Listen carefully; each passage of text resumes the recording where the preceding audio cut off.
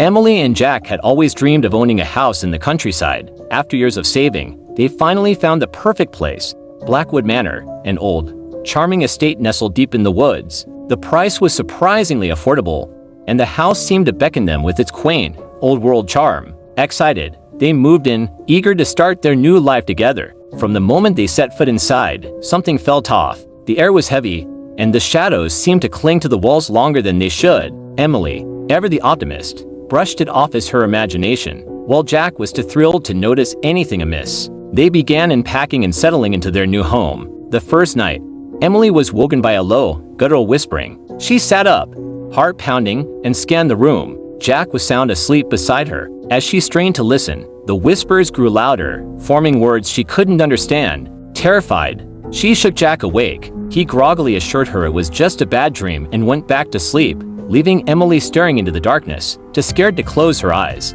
Over the next few days, strange things began to happen. Objects moved on their own, cold spots appeared in random places, and the whispering returned each night, growing more insistent and malevolent. Jack, initially skeptical, couldn't deny the eerie occurrences. They decided to investigate the history of Blackwood Manor. Their research uncovered a dark past. The house had been built in the 1800s by a wealthy occultist, Edward Blackwood, who was rumored to have dabbled in dark rituals and summoned malevolent entities. Blackwood had mysteriously disappeared, and subsequent owners had all left under strange circumstances, some even vanishing without a trace. One evening, as they were poring over old documents in the dimly lit library, the temperature dropped suddenly. The candles flickered, and a deep, resonant voice echoed through the room. "Leave this place," it commanded. The couple froze in terror as shadows began to coalesce, forming grotesque, demonic shapes. Emily and Jack tried to flee, but the doors slammed shut, trapping them inside. The demons advanced,